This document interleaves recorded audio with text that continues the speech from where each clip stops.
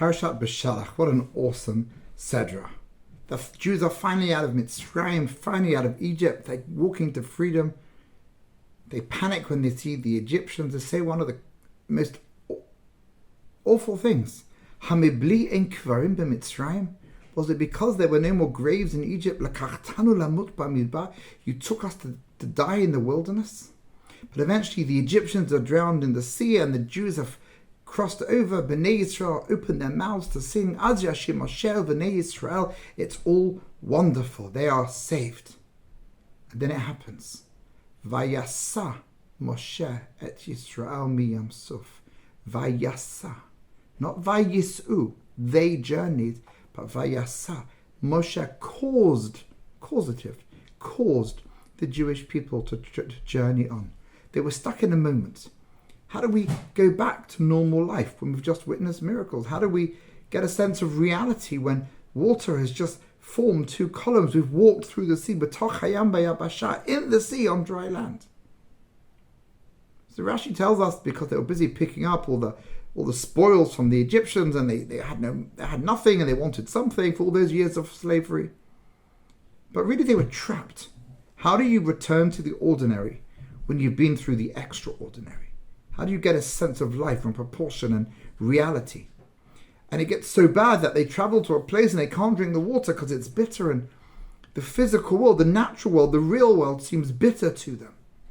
Hashem takes them to Elim, and for a moment they've got some water and they've got some dates possibly, and everything seems okay, but then they've got to go back to the real world, back into the desert, Midbar Sin, and the manna seems to be the solution. On the one hand, says the Gemara, they said the bracha hamotzi lechem min hashamayim came out of the sky, and every day it fell, so that we go to the shops, they went to the outside their tent, and it became normal and natural. Judaism doesn't want us to stay on those moments of those high moments, detached from the world in a world surrounded by miracles. It wants us to live in this world. We just celebrated Tu B'Shvat. The holiness that's in the fruit, the kedusha, the sanctity that comes from the fruit that grows in the land of Israel. To be satiated from the goodness of the land that we say in the blessing. The physical world has a lot to give us. And we learn it slowly, not through momentary lapses into a world of miracles, but the daily routine.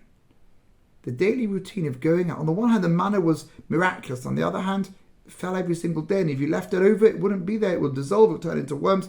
It wasn't there the next day. And maybe here's the answer. On the one hand, we've got to keep our eyes open and see the miracles.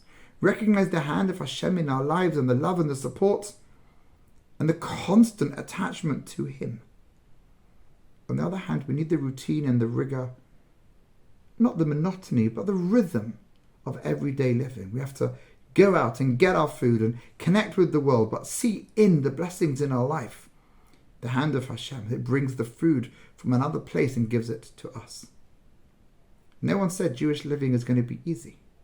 And our ancestors that complained and got scared in the desert, we look at them with judgment all these years later, but maybe we really shouldn't give them the benefit of the doubt. How would we have survived in that environment?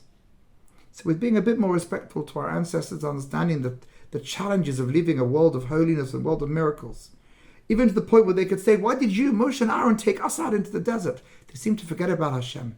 The manner and the rhythm of seeing the miracles day after day, but connecting with the real world, helps us to live a more organized life, the life that Hashem wants us to. Shabbat Shalom.